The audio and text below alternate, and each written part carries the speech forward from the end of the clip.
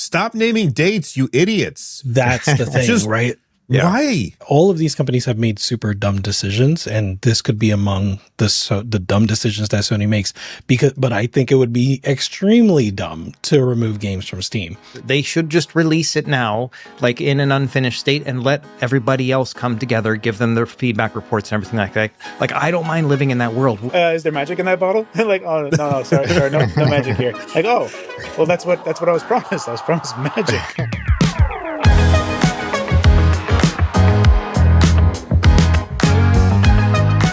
This episode of the NerdNest podcast is brought to you by Dbrand. Handheld PCs are expensive devices. The Xbox Ally by itself is $600. The Xbox Ally X is $1,000. So whenever you have a device that you spend that much money on, you want to make absolutely sure that you can protect it so that whenever you take it with you, it can survive the trip. That's where channel sponsor Dbrand comes in. They make form-fitting cases for PC handhelds that add lots of protection without adding too much bulk. This is the kill switch case for the Xbox Ally X. I really like how grippy it feels. It really adds an extra layer of texture as you're holding onto it, so you're less likely to have it slip out of your hands. Because this is a $1,000 device, you want to make sure that you're protecting it. If we take a look at the back, you can see they've got a nice kickstand here. If I open up that kickstand, you can see that it has slots for extra SD cards, so you can bring extras with you without having to go searching for them later. Also on the back, we have the cutout for the vent so that the air can get into the device. And then back on the top, we have 3 vents that are cut out on the top. You also have full access to the power button and fingerprint reader, the SD card reader, as well as all of your USB ports. One thing that Dbrand did want me to point out on this is that they mixed up the plus and minus buttons for the volume. They said that when you guys buy these will be fixed. So that's just something to keep in mind. This is a pre-release unit. The other thing that I really like about this, and it's what makes a kill switch case, is this cover right here. These covers, all you have to do is put them on, squeeze it down, and now your entire device is enclosed and protected, and I really, really like this. In fact, it covers the triggers as well as the bumpers, the joysticks, everything is covered up, so you can just chuck it in your bag and not really have to worry about whether or not this is going to get damaged when you've got it out and about. But you still have access to your ports so that you can plug it in and get it charged with the case on. And if you want to get a kill switch case for yourself or any of the other things that they make in order to protect your tech, make sure you check out the link in the description down below. Now, back to the show. Hey everybody, welcome back to the NerdNest podcast. It's me, Bill Fairchild. We've got Russ Crandall here. What's going on, Russ? Nothing much, just happy to be here. Awesome. And Rich is with us. How you doing, Rich? I'm doing well. Taking a break from demos and fun games to chat with you guys. Very excited to be here. Yeah, we've been sending back and forth like games to try out, so I definitely have some stuff to talk about today. Carrie, what's new, man? Oh, a ton of stuff that's happening in the background that I really can't comment on. Just good stuff, nothing too much, but it's been delaying me on a lot of things. But good times, and I'm glad to be here. I always enjoy talking with you guys. And yes, you're watching your tweets. Yes, this is my favorite thing that we get to do on YouTube is hanging out with you guys. And we've got a lot of stuff to talk about. We have a bunch of news stories that luckily I dropped the ball and didn't make show notes this week, but Rich threw a bunch of show notes together. And then he goes, "Hey, Bill, you got one of those games for us to play?" So I posted over on my YouTube channel True or False like we did a couple weeks ago. And I said, hey, give us some things to talk about. You guys came through with a bunch of topics already, which is great.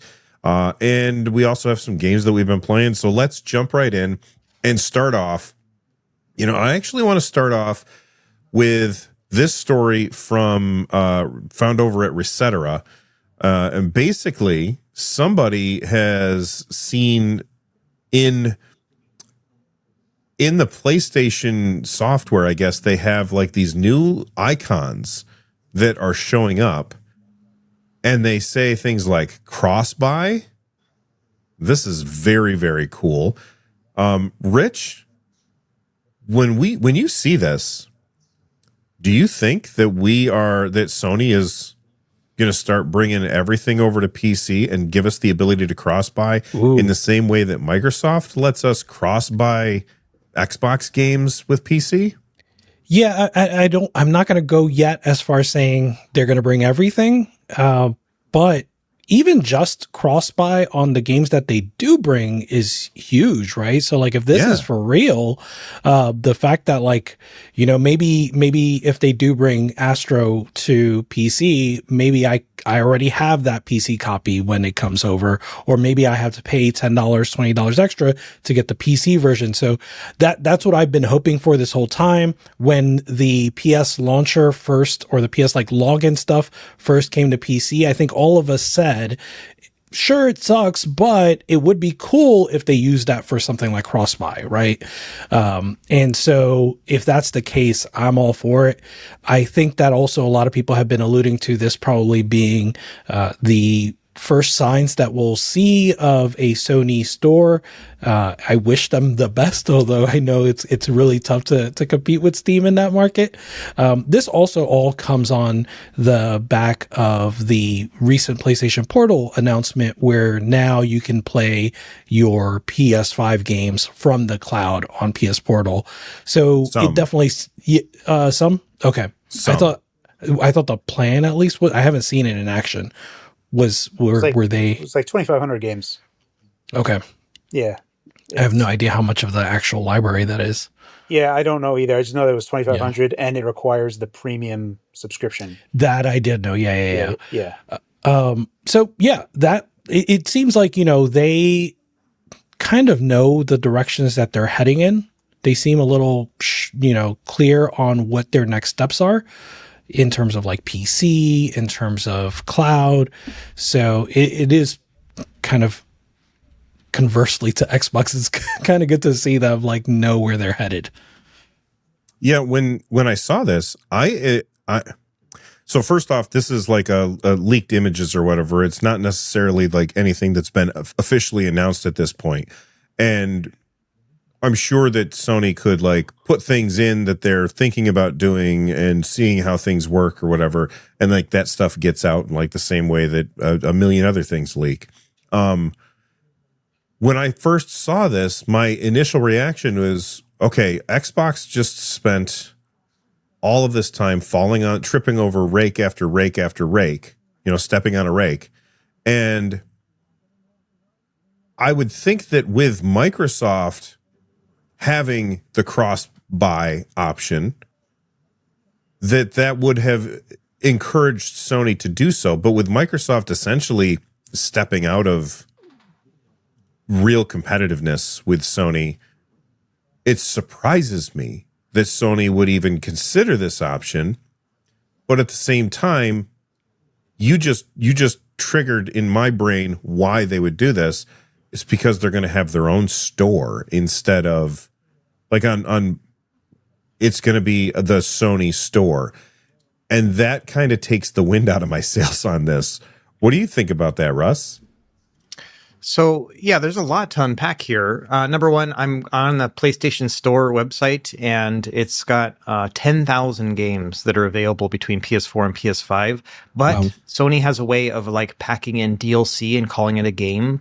So there's no way to filter those out in their thing. So it might just be a bunch of DLC too. But that's what they have. A very round number, 10,000 exactly. But anyway, that's what they have in their store.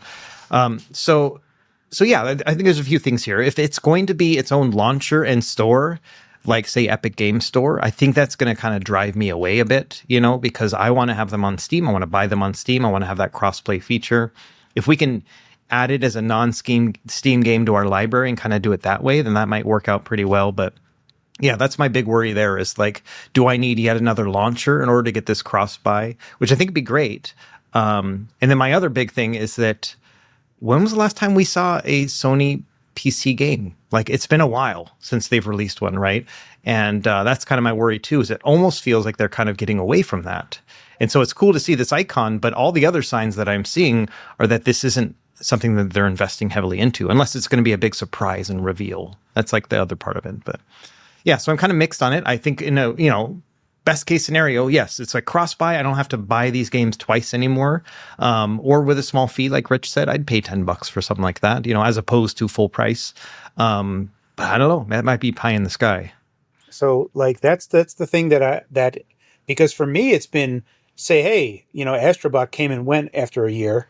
They have a bunch of stuff that like Demon Souls, Gran Turismo 7, all of these were supposed to be coming to PC, and we're hearing nothing since the last PC release. And what I'm thinking is it's not that them getting away from it, it's that they've been building the PlayStation launcher in the background so that they can launch with all of these on there as a big, hey, here's our celebration. You can get Astrobot on PC, but it's also on PlayStation. I think what PlayStation should do next is like they should like take a picture of someone's phone and they were like, this is a PlayStation. And then they can just do the cloud stuff, because I was like, I was looking at all the news from the PS Portal people, and they were like, wait, I don't need a PS5 anymore. And I was like, all right, like Microsoft has done this for so long, and everyone's been crapping on them, and then PlayStation's like, they're just like, oh, cloud gaming, wow. That's amazing. And everyone's like, yeah, but the PlayStation Cloud's so good. And I'm like, I don't know how many people use it. 7? I'm sure you have all of the bandwidth available to you guys. Like no one's using it.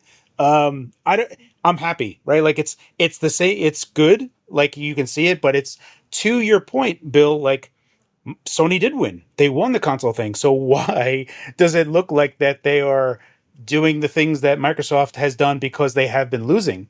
And then, you start to it really starts to paint a picture for that, the games, the gas games, where those things that they failed miserably on, they are not stopping that. They are continuing to invest in it, even though they face planted hard with Concord and just evaporated $400 million. They're continuing. Didn't they say that they were moving away from that? From what I've heard is that they've said that they were going to do it, but as far as I'm aware, there is no real plan to not do it. Like they still had what was it? There was something that's going on that there's like rumblings. I mean, they still have Marathon that's still going. They own Bungie. They're not stopping. They are still looking, because gas as a whatever is still the money maker, right? Like that's where you make bonanza money, and evaporating money is okay as long as you can get the Fortnite. But the whole single player game where they do it, people buy it, and then it ends, that is something that they aren't investing in as much, as evidenced by there just not being a whole bunch of PlayStation. Like in terms of output, of first party output, it's considerably less than it was in the PS4 generation. Basically, which is weird to me, because Sony, that's what I think of when I hear Sony. When I hear PlayStation, I think of mostly single player games. Yeah, for most people it is. And I think for most people that are big PlayStation fans, that this has been a bit of a letdown, but it doesn't matter because they won this generation anyway. So there's still I think the reality is that people just like to play on PlayStation, and they like playing on PlayStation hardware. And further is that, like Rich had said, if there's like an upgrade fee inside of the PlayStation launcher, they basically just shoehorned in everything that Microsoft has in the 11th hour. Like they're like, here's our PS launcher where we have Play Anywhere now, and also all of your games that you have, as long as you have a PSN premium subscription, you can also play those games on the cloud. Now it's everywhere. You don't need a PlayStation to play PlayStation games. You can just buy them. They're going to be available on PC. I would think that they're going to be like a license to do the cross-buy after you've previously owned it, which kind of grills me a bit because I bought the physical copy of Astrobot, but I was still like, oh no, let me get the physical stuff for these things. And now I'm getting burned by it. And I'm like, oh geez. But I will say that a PlayStation launcher, a PlayStation store for PC is more compelling to me than Epic Games launcher, at least on the outset, because PlayStation offers that console, and the PlayStation 6 handheld itself is something that I would be very interested in, and that's something that Epic isn't doing. So that is like a bridge for me that is more compelling than the Epic Game Store is. Sure. Yeah, when I look at this, I feel like when I first saw, okay, these games are coming to PC, my stupid lizard brain immediately thinks, okay, PC means Steam, right? So immediately I think that. And then Rich said, well, they're making their own store probably. And he's probably right about that. Yeah. If they were just coming to PC in Lizard Brain Steam, I mean, if they were going to be on Steam, like Russ said that he wanted, then what this would do for me, and this is a reason why it would be good for Sony to do this, but what this would do for me is it would make me stop waiting to buy games when they come out on PlayStation. Mm-hmm. Because what happens is now I have a PS5 sitting right over there under my TV. And when a game comes out, if it's a PlayStation exclusive, I do consider whether or not I'm going to get it. And I consider whether or not I'm going to pick it up on PlayStation or I'm going to wait and pick it up on PC. And more often than not, I end up waiting to pick it up on PC later because then I know that I have it, in perpetuity and I can play it forward on all kinds of hardware. And when I buy a new graphics card, I get better performance and stuff like that without having to pay extra for, you guys get what I'm saying. Yep. With them, if they were coming to Steam, then I would say, oh, well, screw it. I'll just buy it right now. I'll get the license on Steam, and then I'll play it on PlayStation. And then when later on, if I want to play it on PC, I have that too. But if it's coming to a store like the Epic Games Store, well, first off, it's probably not going to run on Linux. It's probably going to have some stuff that'll stop it, that'll make it so you can only run it on Windows. And then you're stuck with this and you can't use it I can't use it the way that I wanted to. Mm-hmm. And so that really takes the wind out of my sails.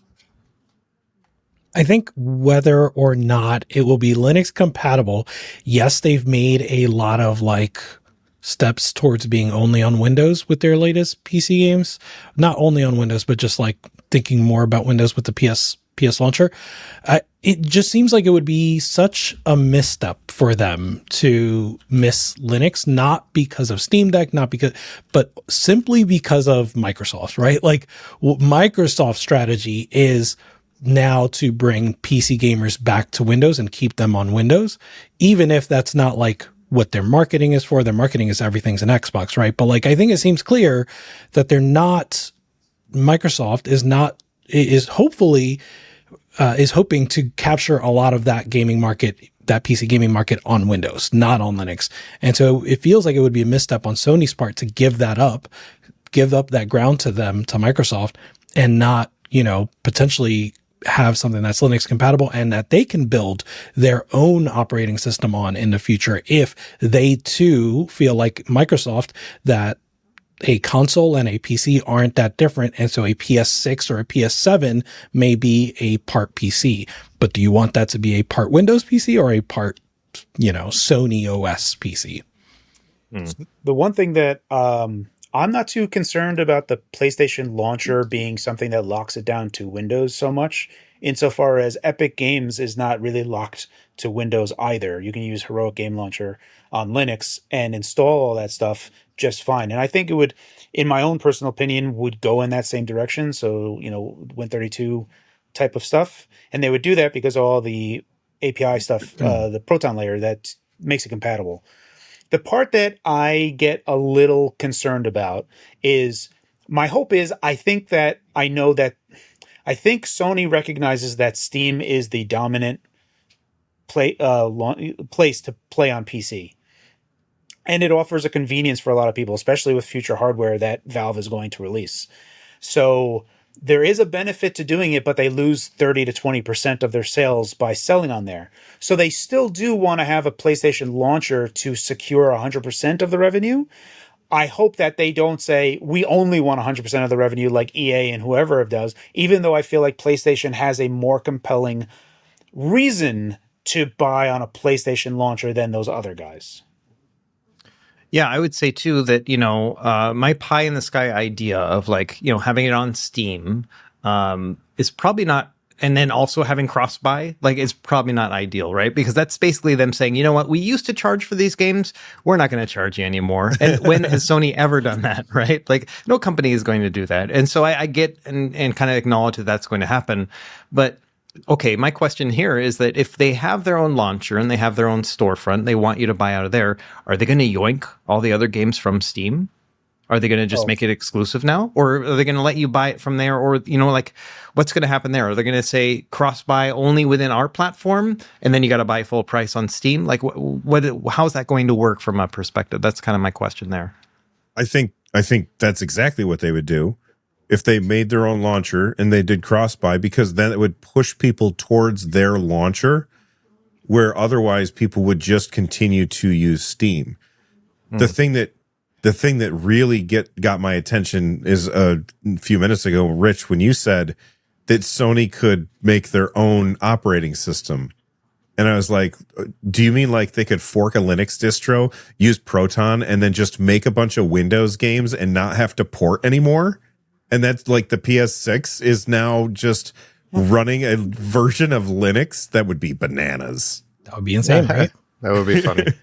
I think in terms of removing from Steam, listen, Sony has all of these companies have made super dumb decisions, and this could be among the dumb decisions that Sony makes, but I think it would be extremely dumb to remove games from Steam. Because again, the incentive, you already have that built-in incentive of cross-buy.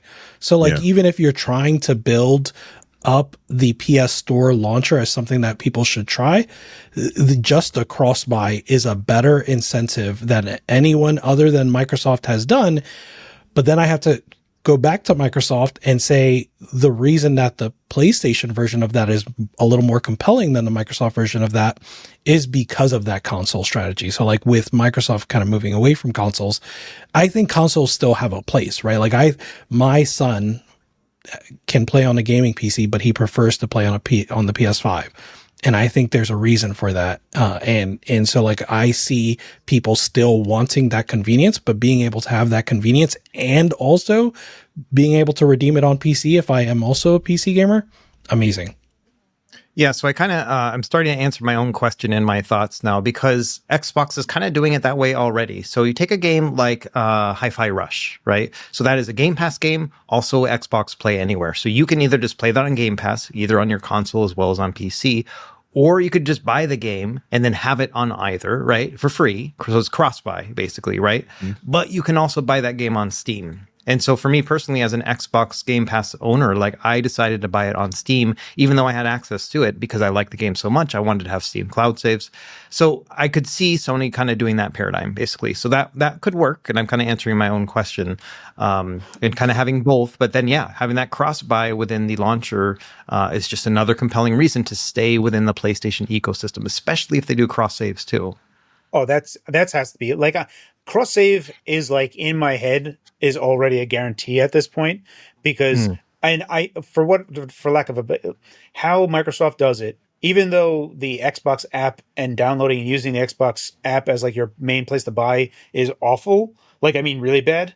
The reality of like the Xbox game save transferring between cloud, console, and PC is so seamless, and exactly how I think that they made the blueprint, and I would imagine that PlayStation has to do something similar. I would probably wager that one of the ways that they could do it on PC as like a gotcha for PC people is that PSN would be required to do cloud save transfers. So you would have to pay Sony to get the save game support. I don't think it would just be for free. And also, not for nothing, is like it's like a supersize me type of thing to like, oh well, you got basic PSN for cloud save. If you just pay a little bit more, all those games you've been buying for cross-buy can also be on cloud, and now you can be jacked up to the premium version. I kind of see that, and which I think it's funny about that is because that is a way for Sony to somehow have a toll for PC players without multiplayer. And then on PC side, Microsoft almost has to detach from the Xbox Live multiplayer payment structure when they move to this hypothetical hybrid PC thing. Because when they do, if you buy an Xbox and it runs Steam, and Steam doesn't require paying to play multiplayer, they can't really do that. And right. I don't know, it's a weird situation where I could see the save game thing being a cost, But then again, that would be another reason why you would only buy on Steam, because Steam Cloud is free. It's like, no, I'd rather just buy over here. I don't care about you. I don't care about playing on PlayStation. I don't want to pay $10 a month just to transfer my saves for nothing. I wonder. So we've heard rumors that Microsoft's next system won't have paid online multiplayer, and that's because it's just a PC, and they can't because their competitor, Steam, doesn't make you pay for online multiplayer, which is hilarious to me because Microsoft are the ones that started paid online multiplayer, and now they're going to be the ones to exit paid online multiplayer, and that kind of leaves Sony with a black eye, and where they're like, do we have to cut back on paid online multiplayer? And if so, how can we still get some kind of regular revenue through subscriptions from our users? What can we offer in place of that? And that brings us back to, those cross saves, like Kerry was saying. He said you have to have a PSN account, because of course you do. How else are they going to transfer the saves across? You have to have something to sign in with. Otherwise, you can't have a cross save multiplier. And you look at Indiana Jones on Xbox. I have it on Steam. All I had to do is sign into my Xbox account, and my save transferred from my Xbox over to my PC, and I was able to just keep playing that way. So I'm going to let Kerry go, but he's got his hand raised, but I did want to add one little thing, is that I would just buy 1 month and then move all my saves over and then cancel. You know what I mean? I would just pay my $10 or $15 or whatever to move my Ragnarok save over, because I don't want to spend 60 hours playing that game again and getting all that stuff to get back to where I was. So I'll pay that $10 to get it on PC. I would love that. That's the reason why I haven't been playing Ragnarok. And so anyway, yeah, Kerry, you can go. But that's kind of the way I'm thinking already, is like, how can I save as much money while getting that functionality? I love the whole thing of like detaching from the paid multiplayer thing that Microsoft started it with Xbox Live, and everyone was kind of like up in arms about it. And then they're like, well, maybe they're paying for servers. And then it was like peer to peer, and people are like, wait, what are we paying? What are we paying for? And PlayStation 3, even though it was getting beat up, one of the big features of PlayStation 3 was multiplayer was free. And a lot of people liked it. They're like, I don't have to pay for that. And then Microsoft like completely face planted with the Xbox One launch so bad with the whole digital ownership thing, and you can't like, if you buy a game, it's tied to you. That whole thing, if you go back to that 2012 E3 or whatever, 2013 E3, where they were like, this is how you let your friend borrow a PlayStation 4 game. Here you go. And everyone was like, whoa! And everyone was clapping. And as everyone was going crazy, they're like, oh, also you have to pay money to play multiplayer. And everyone's like, whoa! And they totally skirted it under, and no one was paying attention. And I was like, wait a minute. They just did the thing. And I find that so funny, because in both instances, Microsoft is at fault. All right, let's move on. And I mean, you mentioned the cloud streaming is now coming to the PS Portal, Rich. Yes. You want to talk about that a little bit? I think so. So yeah, cloud streaming officially arrives on PlayStation Portal with new support for digital PS5 games in your library. So I didn't realize it was limited. I saw Jez Corden reporting that it was better than what Xbox had. I was a little dubious because Xbox is quite good. But in any case, the PS5 games you own can now be streamed to PS Portal from the cloud without having to connect to your PS5, assuming you have one. To Gary's point, you can probably just play PS5 games without owning a PS5 at all, which is pretty cool. This is limited to premium members, and it's not going to get me to subscribe, but it was in your True False post, Bill. I commented on their True False PlayStation Portal has aged well, and I do think so in terms of the price and the features that have been added. I think it's a reasonable device for the price. How often do you use it, Rich? I don't play PlayStation 5, so I don't use it very often. If I play PlayStation 5, it's usually going to be on the Portal, but I don't play very often. I was playing Astro, and that was the last game I played. Russ, do you have one? Yeah, I do. And same. I just haven't been playing PS5, therefore I'm not playing any remote play on it. And I don't have any subscription with PlayStation. That's like one of them that I canceled last year when they raised the prices. And so I can't do the cloud streaming right now, although it's kind of like, Ghost of Yotei. That would be fun to stream. I don't own that one, though. I wouldn't want to buy it just to be able to stream it. That's one of those where I'm kind of waiting for the PC release, because I've been burnt so many times buying PlayStation console games that I then go and buy on PC once I want to play them there. So I've just been kind of waiting and seeing. See, Sony, if you wanna sell him Ghost of Yotei right now, put out cross-buy. And he'll buy it. Yeah. Carrie? Yes. You've said many times that you said before it even came out that this thing is a pile of garbage, not worth the plastic that it's made from. Exactly. Do you stand by that, or do you think it's gotten better with age? It has gotten better with age. That's just absolutely true. This new update makes it much like you. Thanks, baby. It's a better overall device. Like if you were to look at like the Logitech G Cloud, which is more expensive than this, I would rather have the PS Portal, which is like a cloud only device. This cloud functionality, I don't care that it costs money. It should cost money because you're using their servers, right? Like I don't think that should be free. I think that's cool. So before, when it was just an accessory to a PlayStation 5, I was like, this is insane.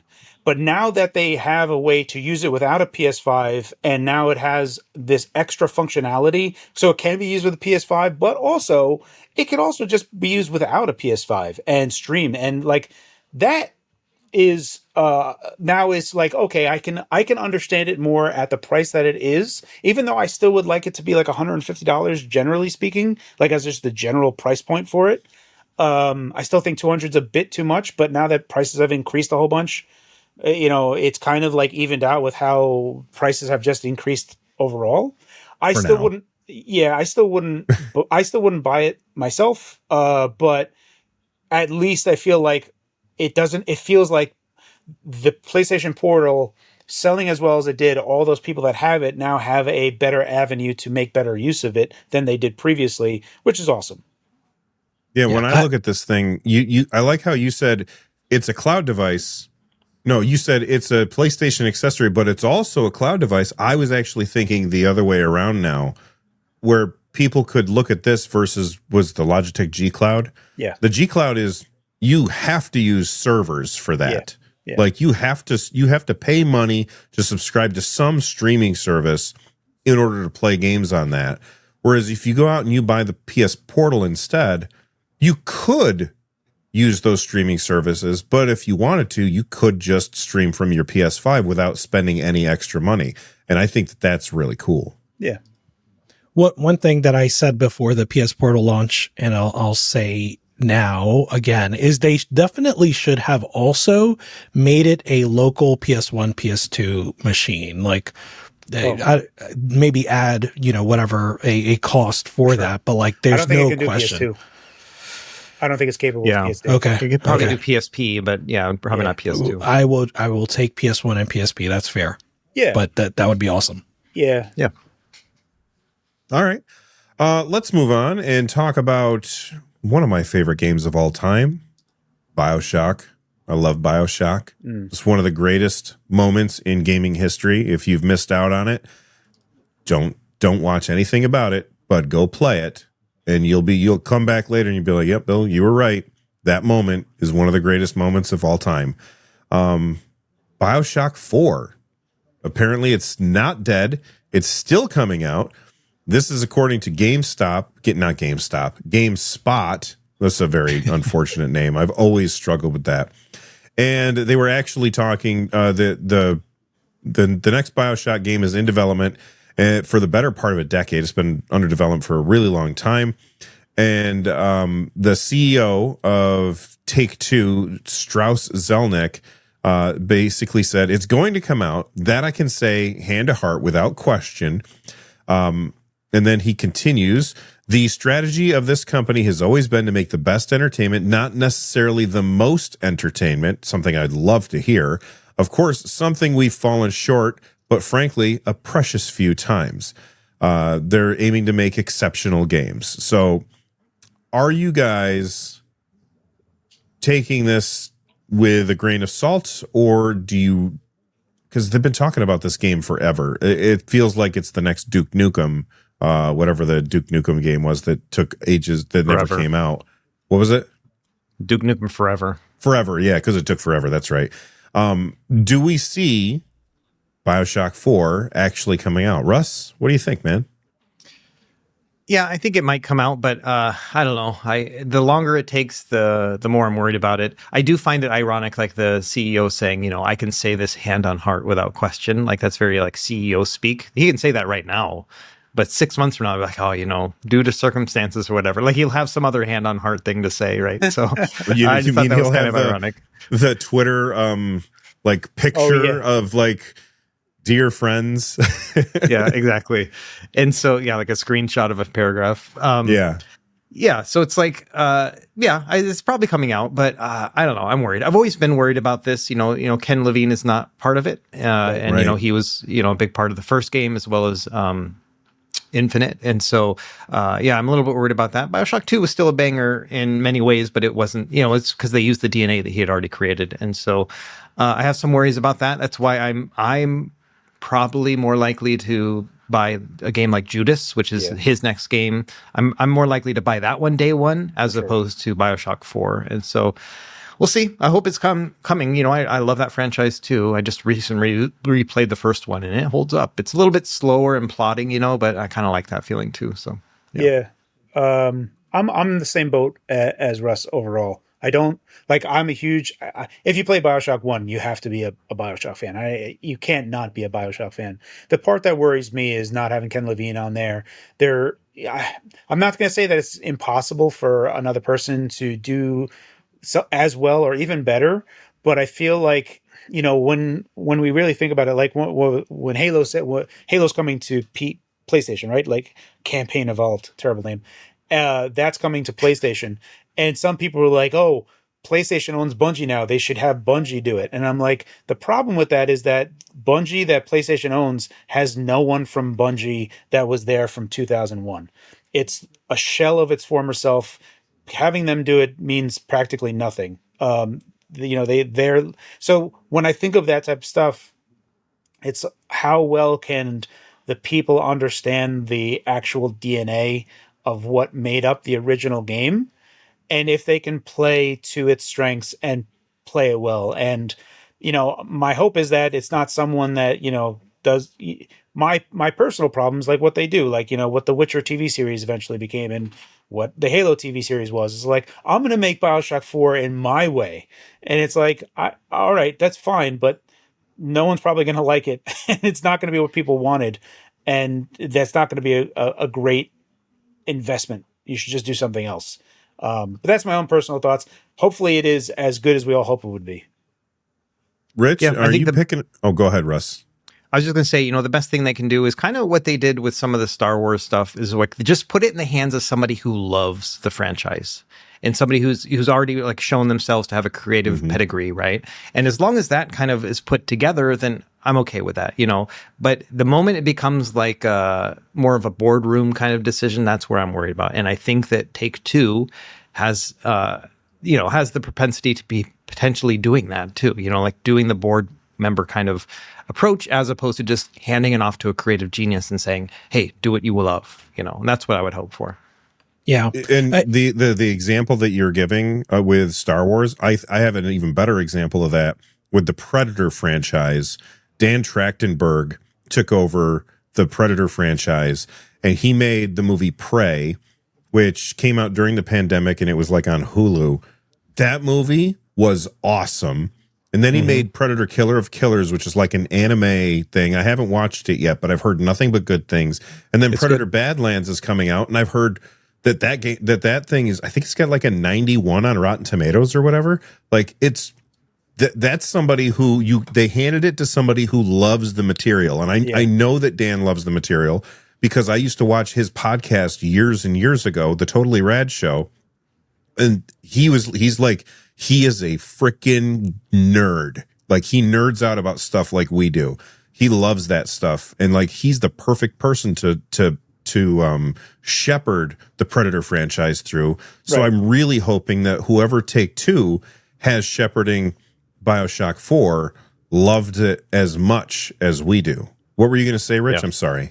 No, these are all good points and relevant to the studio that is making Bioshock 4. So I'm with you guys. I'm a little more interested in Judas, and I would probably pick that up a little sooner than I would Bioshock 4. And I'm also a little bit surprised that Bioshock retains this cachet. Like, obviously, it's a huge moment in gaming for gamers. What I mean when I say retains this cachet is in terms of sales, right? Like, I'm a little bit surprised that a big publisher like Take-Two is still this invested in Bioshock as a series.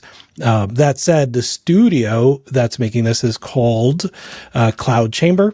They were founded 5 years ago. Now, they were founded with some like really big names, including someone named Rod Ferguson, who has worked on Gears, Diablos. He worked at People Can Fly. So currently he's the studio head. And so like, he has worked on some awesome games, but the founder of Cloud Chamber was Kelly Gilmore, and Kelly Gilmore was fired earlier this year, right? So like we've seen that this studio has already faced these sort of issues, and alongside Kelly Gilmore being fired, some number of staff left as well, or were laid off. So there's already churn, and this is a brand new studio, despite it being perhaps with some talented people, but not necessarily. What I don't see on that resume of Rod Ferguson is like a ImSim kind of person, right? And so I don't know whether or not he loves the game. I don't know whether or not he's into ImSims, but I am in a post-Dishonored, post-Prey world. I'm looking for more ImSim than shooter from a Bioshock, but I don't know if that's what they have in store. So yeah, when you say People Can Fly, that makes me worry because they made a game that I was really excited for, but turned out to be bad, and I cannot remember the name of it. But it was a third-person shooter, like an online kind of game, and I'm trying to Outriders. Have you guys played Outriders? No, I'm aware of it. Yeah, it was same. It was pretty bad. Like there were some serious issues with it, and they have some other good games though. Okay. Are they the Bulletstorm folks and Painkiller? Yeah. So Bulletstorm that was good. Yeah. That was a good game. So I don't know which People Can Fly Rod was what time he comes from. But yeah, I see their hit or miss. Yeah. What were you going to say, Russ? Yeah, I'm looking at the Cloud Chamber like wiki page, and yeah, there's several people who were on the original game, like Bioshock game, and then also Rod Ferguson produced Bioshock Infinite. So they have some of that kind of history. So I'm hoping that they can kind of carry that torch. I don't know. I still think that something like Judas, where that Ghost Games or whatever Ken Levine is running now, like it's literally just like a hotbed for his own creativity, right? And I feel like that he's earned my trust at this point, and so I've got a little bit more faith in that as opposed to grabbing on some of these guys and hoping that they can kind of find that magic again. That I think the big thing for me for Bioshock that I didn't know that I really loved, because I enjoyed the whole gameplay of it. And my whole big thing, and I've said this time and time again, is that I don't care about exposition. Like, don't front load me with all this stuff. Give me like 3 sentences and let me just play the game.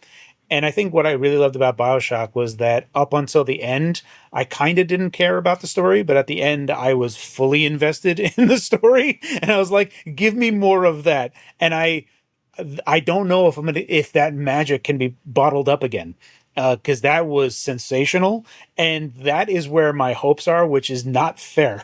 That's just not fair. True. You know what I mean? Like, is there magic in that bottle? Like, oh no, sorry, no magic here. Like, oh, well, that's what I was promised. I was promised magic. Well, speaking of unfair expectations, we might as well move on to, something that something that some people expected to happen. I can't say that I predicted it would happen. I can't remember what I thought or not. Rockstar has delayed Grand Theft Auto 6 again. It was originally supposed to come out like this month, wasn't it? Yeah, a long time ago. And then it got delayed until next year. And now it's delayed until November next year. So it's a year away from today. Suddenly everybody's scrambling to fill in those dates that they vacated in March. It's like Rockstar set down, we're gonna launch our game in March, and everybody's scattered, and now Rockstar picked up their piece and everybody's gonna run back in and try and fill in that void. It's been delayed again. Carrie, what do you think about this, man? We had a small discussion about this, and Small one. I could swear that I was also in the December 2026, but for a lot of reasons, more so that it would have aligned with the previous Xbox handheld that got canceled. I think that would have been sensational. But for both PlayStation 5 Pro, but also for the Xbox handheld, which doesn't exist. So that's just a PS5 Pro thing. I do think that it's just going to be out on this generation of consoles, not PC. The typical, they do a triple dip, right? They always do a triple dip. It's how like Nintendo does their thing. Rockstar will release on current gen consoles, then they do PC, and then they do the next gen consoles, and then they might even do like a Switch 2 as like a quadruple dip.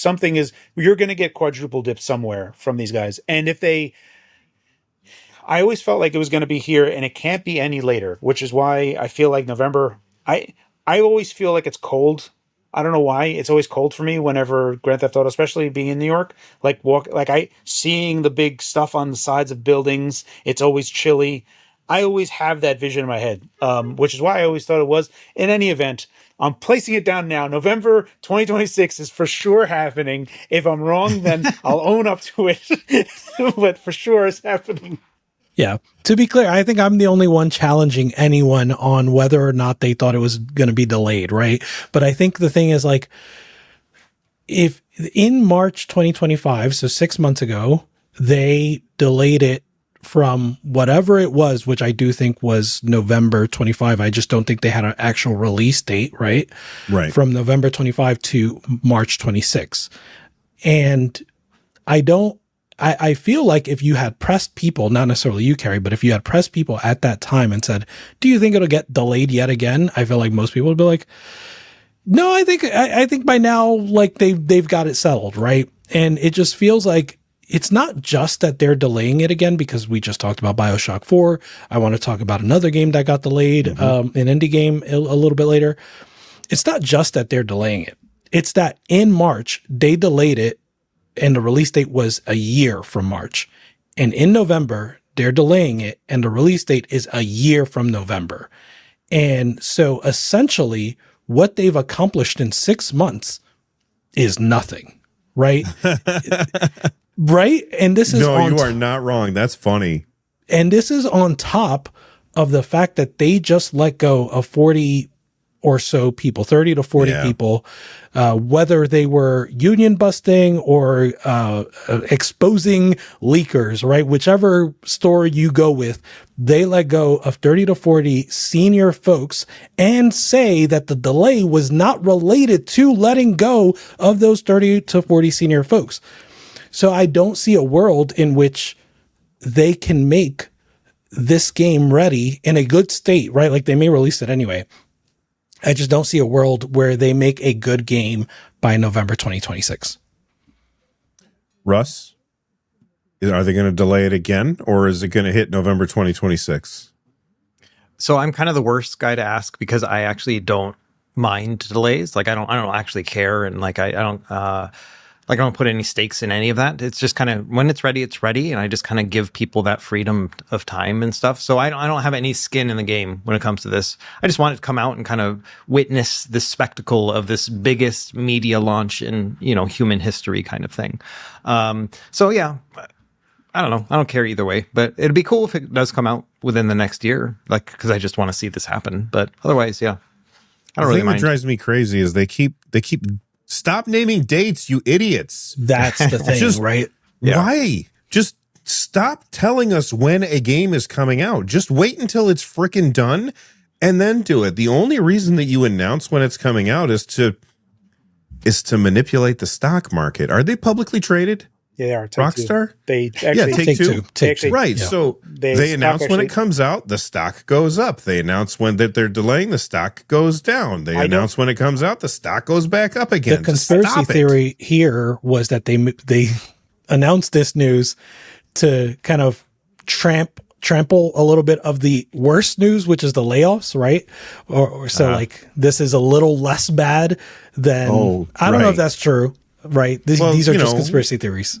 When you have bad news, if let's say that I'm going to make an hour video about the news, right? And I have this one news topic. I'm going to make an hour news video about this one topic. Or if I have 6 bad news stories, well, I'm going to talk about each one for a little bit less. And so that kind of stifles how much people are talking about this one bad thing with the union busting and firing 40 people. Like, I can see that. It maybe I got a tinfoil hat on. I don't know. I think it's canvas or whatever, but maybe it's got some tinfoil sewn in there someplace. That doesn't sound too out of pocket for me. I think the only thing that I would hesitate to say anything one way or the other is that because it's a publicly traded company, I'm not sure if they are required to do one way or the other. I know that when Take-Two has their call and people are listening in, that Rockstar is so huge that Take-Two is like, okay, and Rockstar is going to speak now. And then the guy just leaves and lets someone from Rockstar come in. But I think that they might have, because they're they are a public company, there may be something with that. I don't know. I have no idea. I would not say one way or the other. And what you're saying is they may have to put a date on it. On something, yeah. And like, if I don't know. Because Nintendo's a publicly traded company, and like they didn't tell us when Breath of the Wild was coming out until like last minute, like 3 months ahead of time. I have no idea. Different market, completely different jurisdiction potentially, but it doesn't seem like something that they need to do. I will say, it's not something that they probably need to do legally. However, Take-Two's entire revenue basically depends on GTA, right? So like so it is probably something that they feel obligated to do in order to, but that kind of goes a little bit to Bill's point that like they're doing it to make sure that their share price doesn't crash. If Take-Two did not own Rockstar, where would Take-Two stock be? And I have to feel like it's got to be gigantic. It's got to be a huge part 100% of what they're worth, because like, even like when the stock dipped right now, I was like, oh, time to buy the dip. That's a discount. But I didn't, because it's a scary time right now and I don't want to buy nothing. But yeah, it's a bad time regardless. But anyway, I don't know what is going on or why they do the things that they do. I just would not say one way or the other about, obviously we're all speculating, so what does it matter? Yeah, of course. Nobody here knows anything about anything. Like, we don't have any insider knowledge. All I know is that go ahead, Russ. I was just going to say that, like, I hate knowing that something is coming out a long time from now when I actually care about something. So like when they announce the next Star Wars movie or whatever, it is pure agony to me, where I'm like, a year and a half, like I can't live that long. You know what I mean? Like I just can't handle that. I'm dying tomorrow. Right, exactly. And like I'll sit there and read stories about like there were literally people who were like dying, right? And they got to see an early screening of Force Awakens. Yeah. And I was like, that is the coolest thing in the world. And that's like kind of how I feel too. Like I don't like waiting for things like that. So for me personally, if I had to choose and we weren't talking about stocks and all that, just drop it. You know what I mean? Just drop it 2 weeks ahead of time or whatever, or give us a little bit of heads notice. That's the way that I want to live. But I hate it when it's a really long lead time. Go ahead. Go ahead, Gary. No, after you, Rich.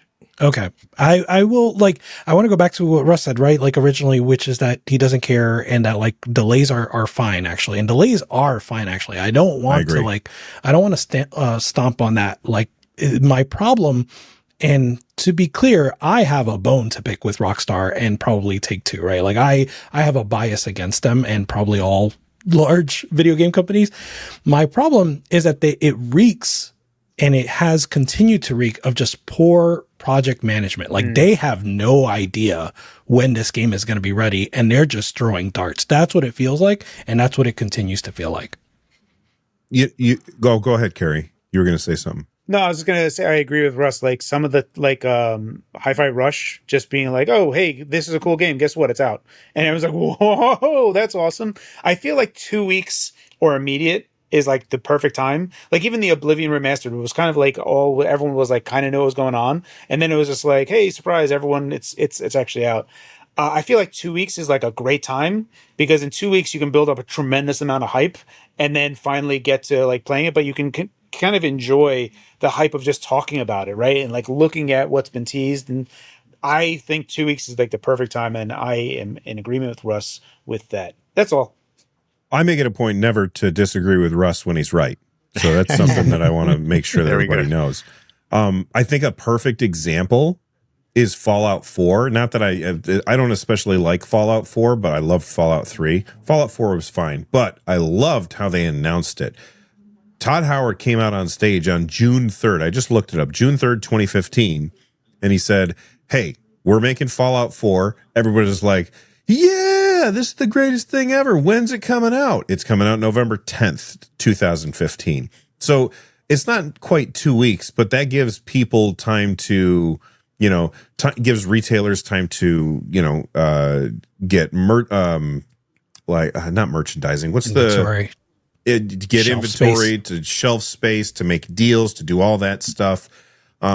So I think that more time is needed than 2 weeks, but I think Fallout 4, they did a great job. And then you know what they did? They said, while you're waiting, why don't you play this little Fallout phone game that we made? And awesome. Everybody was playing that, and it was a really good game.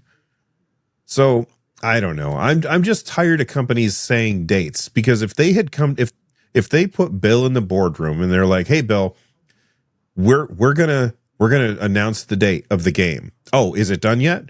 No. Then shut the hell up and get out of my office. We're not announcing it until it's finished. If it's finished, I will say, once it's done and everything is 100% done with it, that is the day I announce it, and I will ship it 3 months later. And we don't have to work on anything in that time. And it's Grand Theft Auto, right? So like if they were to wait, if they finished it and then waited 3 months to release it, like no one would bat an eye, right? Because it's Grand Theft Auto. And because it's done, it would be smooth sailing when people started playing. They'd be like, man, this is like the greatest launch of all time, instead of a buggy mess, which is what we usually end up with, because dipshits in boardrooms with suits on say, you got to ship it. Well, it's not done. I don't care if it's done. You got to ship it so that we can make money, so that our real customers, the stockholders, can be happy. Anyway, I don't want to go too ranty. Sorry. Soapbox. All right. Let's, anything else that Rich, you added a bunch of stories in here that I haven't even seen yet, because I've just been crazy busy this week. You want to pick out a topic?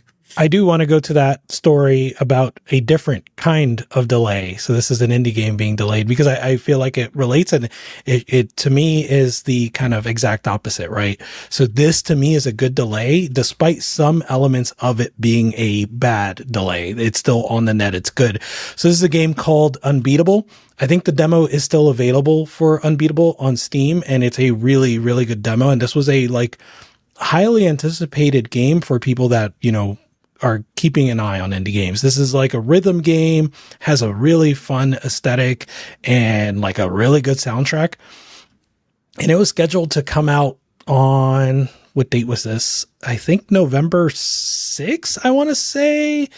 Yes, November 6th. They posted this on November 5th, and it was supposed to come out on the 6th. Yes, exactly. So it was supposed to come out on November 6th. November 5th, they made the announcement that they are delaying it by a month. So the night before, essentially, or the afternoon before. And they say, I hate that I have to say this. There's no way to apologize for it. That feels like enough. I'm personally sorry about this, and I wish it was different. First of all, just that personal note is really wholesome, really nice to have, but why would you only tell me now, was kind of the question that's posed. And so he says, because the decision was only made a few hours ago. No, really, as I'm writing this right after the meeting where the decision was made, we're telling you this as soon as we possibly can. And so why would you have to delay it the day before, essentially? And he says, very boring and frustrating reason. QA hit a low repro, meaning hard to reproduce, low repro progression blocker last night that's serious enough it's considered unreleasable. Fixing this would require pushing the console release date back because of cert timelines, and not fixing this is, we refuse to do that. We're fixing it. So yeah, it's a progression bug that would keep you from essentially beating the game, even though it is low repro, really hard to reproduce. And then they ended up delaying it by a whole month, because of the other games that are just on the release calendar between now and then. And it didn't make sense to pick a week between now and then. So now it's delayed till December 9th.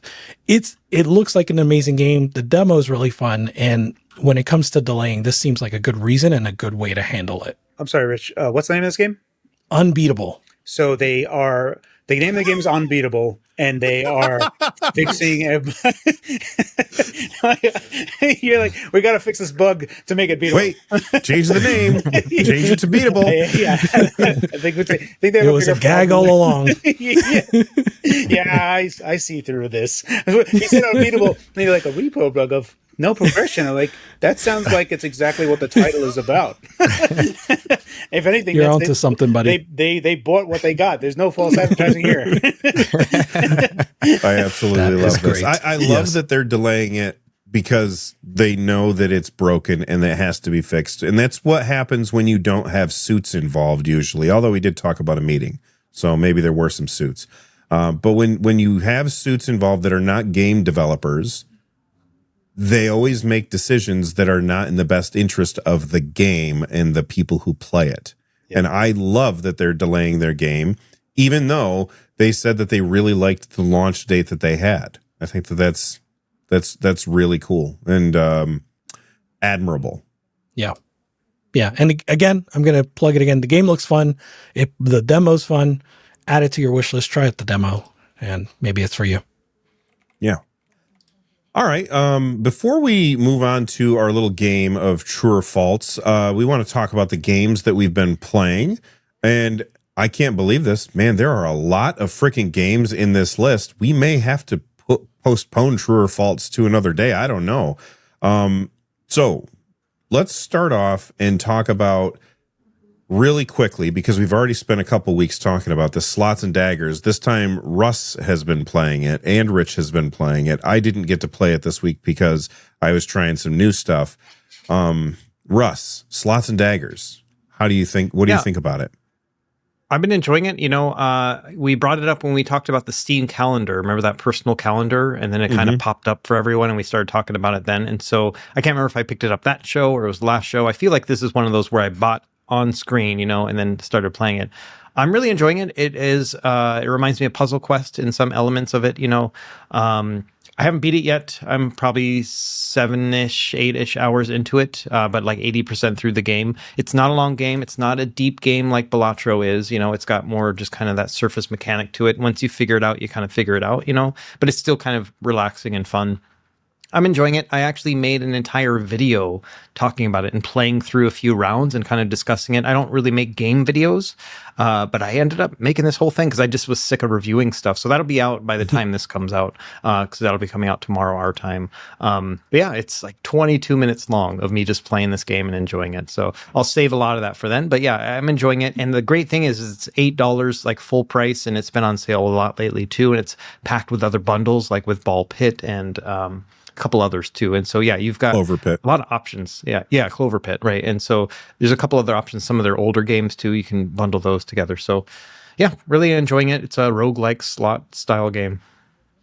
Cool. Yeah, it has a really, really like strong aesthetic, like a little monochrome in terms of visuals, but like really nice detail pixel art for the enemies that you're fighting.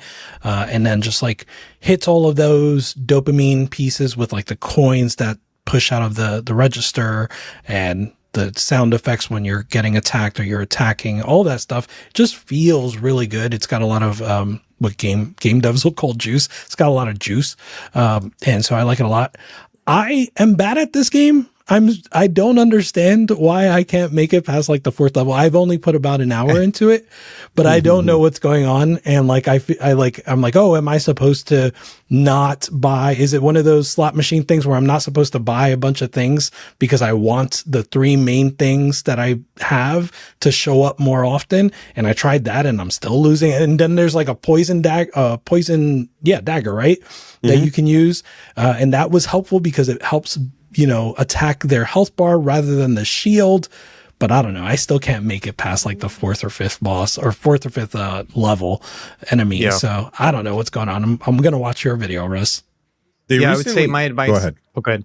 I was just saying my advice would be. Sorry, Stupid it's a delay. Hawaii time zone delay. Yeah.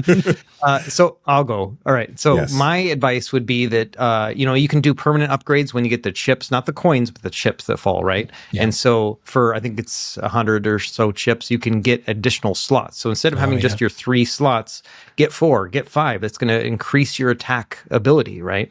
And I'm of the guy, like, I don't like having multiple symbols. They call those symbols the ones that you have, like the 3 that you can choose from. No. I stick to 3. I like to have that like 33% chance of each of those showing up, and then just kind of stack them later on with symbols that make sense together. So I've got like my primary is an axe, which only gives you damage if you've got shield. So I just have the axe, and then I've got 2 shields, and that's all I do is I try to build up my shield. How do you upgrade without any coins? So the shield itself. Well, you mean like how do I upgrade the? Yeah. Oh, no, the coins you get by winning. You just get the coins when you win a round. And if you beat them fast enough, you'll get the coins. Yeah, I know what you mean. But so yeah, I don't even worry about the money. The money will come. For me, it's about, building up the shield and then using that axe. The worst thing that'll happen though is I'll get 3 axes in a row and I've got no shield. It's just 0, 0, 0, right? Yeah. And so you really have to put an element of luck to it, but that's kind of how I've been playing, and that's how I'll show it in my video as well. That's awesome.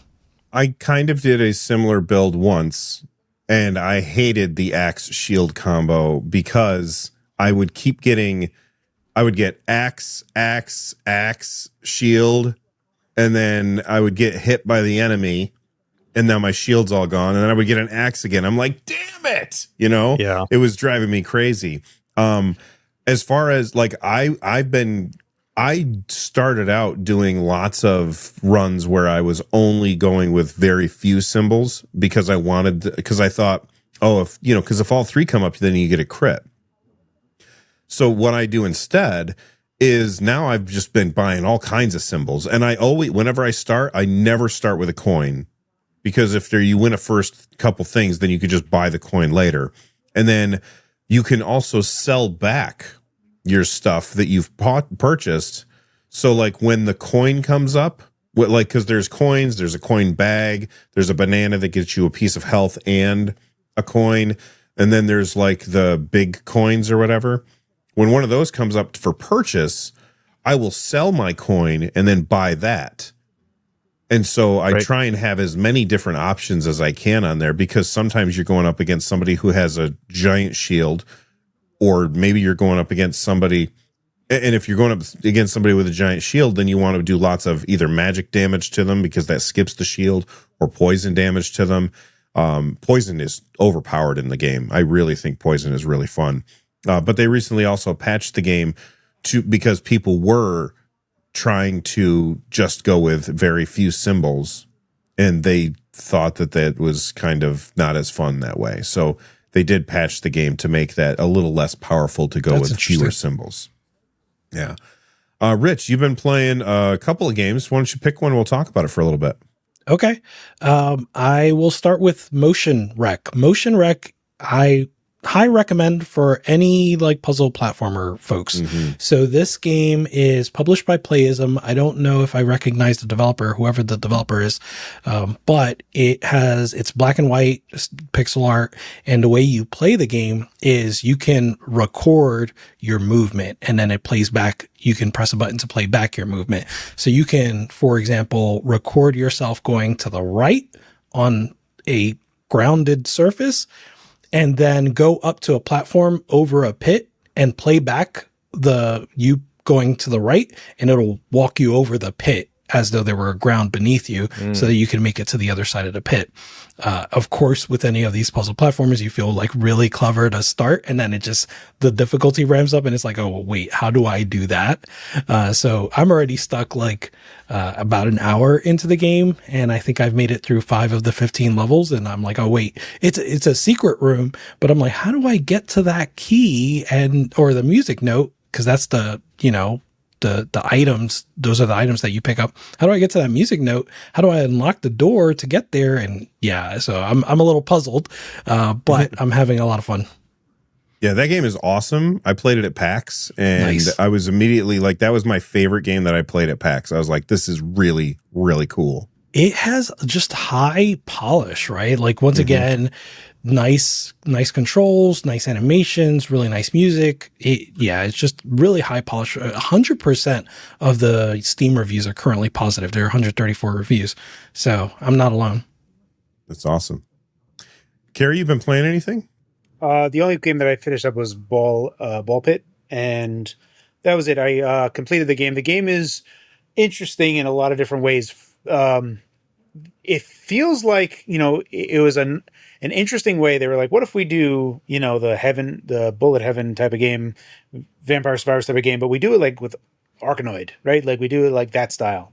And that's how like it came off. And then they were like, what if we made this a mobile game and it'll be like free to play and you have to buy crap to make things go faster. We'll have a town thing and you can buy crap. And they're like, okay, let's do that. And then someone was like, hey, actually, we're not going to do a mobile game. It's like, oh, well, we built all this game. How about we undo that with characters? So there's like lots of different. The game just like is like this weird roller coaster of like it's super grindy, and then they're just like, hey, all that time you spent and barely made anything. How about we give you these things that will just give you stuff like you can over 24 hours you'll just get a bunch of stuff. Here, have all these resources, have them for free. Just wait some time, and it's just like it feels really disconnected. And then some of the characters you unlock are basically like, hey, you know how you have to like grind to do a bunch of stuff? How about if we just do it for you? It's like, all right, that's fine. Right. And it's a weird game. I wound up getting all the achievements in it, and I enjoyed it. I played it pretty hardcore in the beginning, and then I was about to stop, and then they offered me something that was like an interesting character that made me keep playing. And it kind of kept happening. Like I kept on getting another character that just kind of changed it up enough that the grind started lessening, and then I would go back into it until eventually I was like, let me just finish it up. So I effectively fully beat the game insofar as the achievement list. There's way more of the game that's available if you wanted to.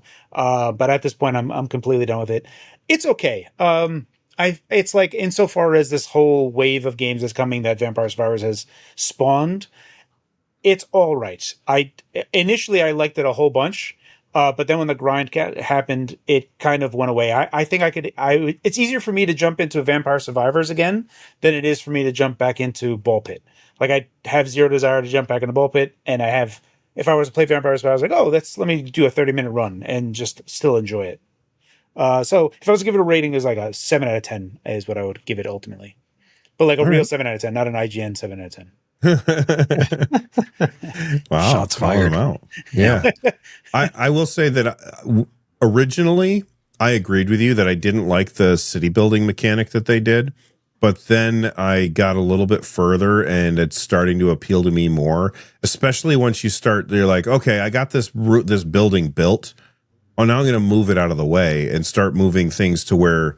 So like now I've got a place where I can have like people gathering up hay and gathering up trees or wood, and positioning things around them in like the strategic placing of things.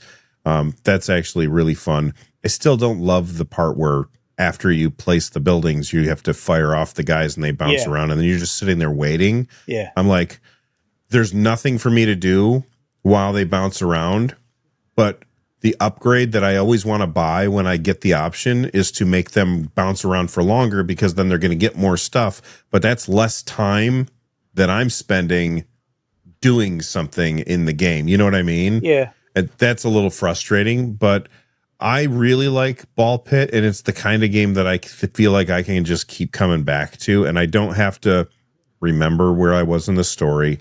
I don't have to remember how to play because it's literally you just hit play and then you just make sure that you're aiming in the right direction. And that's the kind of game that I like, that I can just put on a podcast or a video or something and just turn my brain off and do something with move my thumbs around. It's enjoyable. Yeah. Russ, what have you been playing, man? Oh, I already got you, didn't I?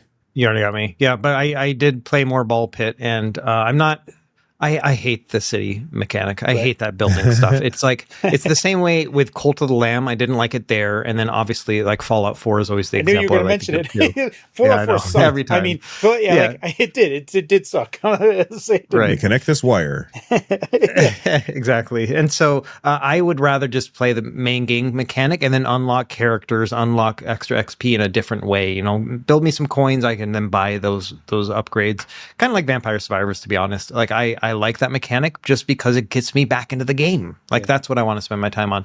My city is a mess. Like everything is just in the wrong spot and I don't know what to do. And it's like I shoot the guys off. They hit some wheat on the way over to hitting some buildings, maybe. Like I don't know. I'm really bad at that stuff. And so that's my main complaint about the game is I don't like that mechanic. Yeah. So I've been playing. Okay, I'm not going to say I've been playing. I tried Below the Crown, which is a game that Rich recommended. I also tried another game he recommended, which I think we'll talk about in a little bit. Below the Crown is this really interesting puzzle game where you are playing as a king, as a chess piece, essentially. And you will have like a little room that you go into, and there's a couple of chess pieces that you have to take out. And you do that by pulling cards that summon in other chess pieces. So like you can summon in a rook and they can move like a rook does in chess. And then after you beat them, or after you trap the king, essentially, then you get to go to the next room and do it again. The reason I fell off of this game almost instantly, even though I think it's brilliant, is it doesn't have controller support. I mean, I could move the mouse around with the thumbstick, but I was not like, that's no good to me. Yeah. And as soon as this game gets controller support, I'm going to be playing a lot of this game. So I love it. Rich? And you're not alone. It's probably one of the top threads in the discussion forum, on the Steam discussion forum of Below the Crown, and the developer kind of acknowledges it. But they also don't like, it doesn't sound like they have a clear vision on what controller support would look like. So I think and this game is going to launch into early access. I say all that to say it may be some time before it actually gets controller support. Like they seem keen on doing it. They just kind of seem like it's not a high priority right now, despite the fact that this game, it would be perfect on Steam Deck, right? It would be perfect on these handhelds. So I think it should be something that's a high priority for them. This developer also previously made Duskers, which was another really good game that also didn't have controller support. I think you did navigation mostly through the keyboard. So this might just be something of theirs that's a bit of a weak spot. But yeah, it's a good game, and I'm looking forward to it. Did any of you guys ever play Shotgun King? Yeah, that was a good one too. I like these chess puzzle games. Yeah, me too. They're very cool. Yeah. Actually, Gardner Bryant made. I only played a little bit of it because again, it didn't have controller support, so it lost my interest real fast. But he made a chess puzzle game. I can't remember the name of it. Do you remember it, Rich? I don't think it's out yet. But okay. no, I well, don't. I don't remember the name. Erase I this from your I don't think memory. it's a secret either. I just don't think he like it's publicly released. He may have publicly announced it, not publicly released it. Fair enough. The other game that I was playing is Evil Egg, which you sent a message to the group chat and we're like, it's Robotron versus cross with something. I don't know, but I played it and I was like, oh baby, this is a good one. I'm loving this. Yeah. So I said Robotron, like classic 2084 meets Llamasoft, because like the aesthetic is just like wacky, trippy, right? Like you kind of half don't know what's going on in the game, but then you kind of get into like a Zen mode, like one of the what's the Tetris effect and Luminous effect, like, or Luminous Arise. Yeah, and so that, but also it's a roguelike because it's 2025, you know? Yeah. What do you like about it? It's one of those, I like twin stick shooters. Like I've always been a fan of twin stick shooters. There again, it's one of those games that I can put on a podcast or put on some music and just play a game without having to think about anything. And that is always really appealing. Plus, I really like the aesthetic. It feels like I'm playing on What's the old console that was very big, like over in England, but didn't like a vector like based? a Commodore? Yeah, or is that Vectrex? Was Vectrex, yeah. It makes it feels like I'm playing on a Vectrex or something, but just because of the color palette, you know what I mean? Like a vector based display. Yeah. So I will just say really cool. I am the opposite as you, Bill. Man, I do not like these kind of games. Like it reminds me of like Geometry Wars, you know, that style, same style game. It's just impending doom. Like it's just like, hey, they're like, hey, you're doing pretty good right now. We're gonna make it so you're not doing very good. We're gonna throw more stuff at you, and it just keeps coming and coming and coming. And for me, it's like, I don't know, man. This is not something where I turn my brain off. This is something that kicks my brain into overdrive where I'm just like surviving, you know? And so this is not my type of game, man. Like, this is just like, how far can you make it under these stressful conditions? And it's like, well, why would I pay money for that experience? You know? To be fair, Evil Egg is free. So right, that's true. Yeah, like, good point. I forgot about that. Yeah. It's just Russ's brain just like going off the rails, like right. Yeah. It's like I'm doing this to myself on purpose. Like, why am I doing this? You know. Anyway. Yeah. I think of all the games that I've ever recommended to Russ, he has liked 0 of them. Like we just do not like the same games, and yeah, it's all good. That's one of the good things about having a podcast like this is because, you know, we like different stuff. And so we're not all talking about the same exact games all the time. Did you guys ever play Super Hexagon? What'd you say? Yeah. Super Hexagon. Yeah. Super Hexagon. Heck yeah. Hate it. Yes, I did. Terry Kavanaugh is a legend. Yeah, it's a good game. It's a game that's you like. It's like what Russ is saying. It's not a game that you relax to. It's a game that you focus intently on. Yeah. Yeah. I love that. I just said we all play different games. Carrie's like, you guys ever play a Super Hexagon? And everybody's like, hell yeah. Yeah. Well, it's along the same lines, right? As the brutal punishment one is. It's like that Simpsons episode when they go to Japan and like they're in the game show and it's like, in America you reward intelligence, in Japan we punish ignorance. It's like, that's what those games feel like, is that they punish you for just misplaying in any like small way. Yeah.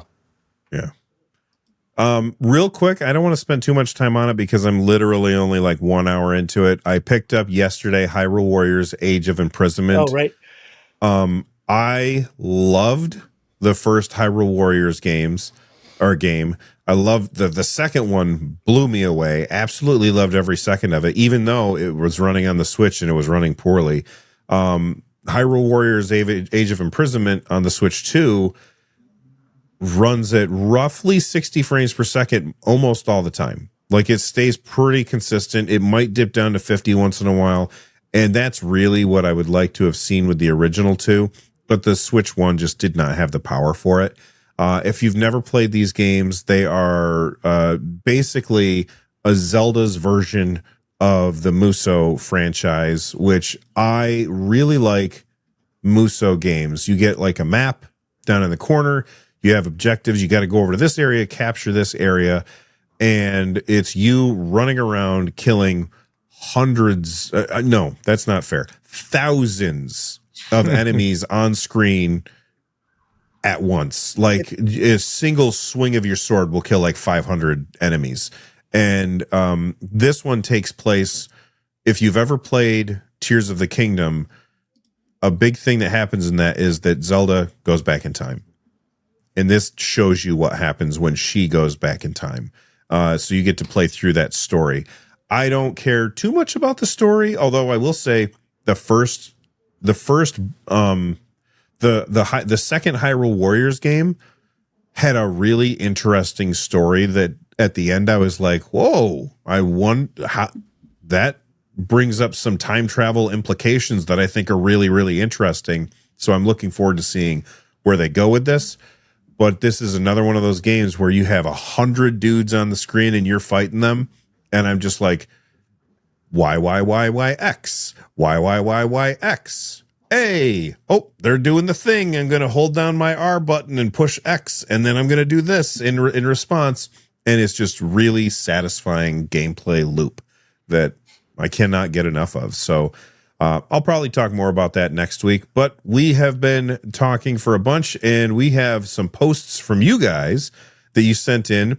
We only got about 20 minutes left in the show, so we are going to have to go fast. I posted this over on my YouTube channel. I said, hey, hit us up with true or false. Put us on the spot, make a statement, and we will say whether or not we agree with this. The top comment is from Kerry. He said, true or false, Fox is the awesomest, perhaps even most best.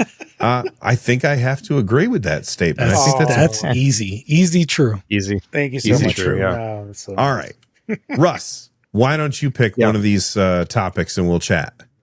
Okay, I got one from Buntfalke Forever. I had to look up what a Buntfalke is. That's the German word for the American kestrel, which is a type of falcon. Anyway, Okay. that has nothing to do with this question, but I learned a little bit while waiting. So he wrote, true or false, or they wrote, true or false. No, true or true, actually. Laptops are clamshell handhelds for old people. Oh. That's a good one. That's a good one. Okay. Well, go ahead. What do you think, Russ? I think it's false because a laptop's got a keyboard and a trackpad, and so it's there are handhelds, like the GPD ones that have that kind of layout and also have controls and stuff. But a laptop is really just a portable PC to me. It's something I work on, not necessarily something I game on. Like I don't have a gaming laptop. I've got a couple laptops that can play games. I would never do that. Like I'd rather play on a handheld. So for me, totally different form factor. Gary?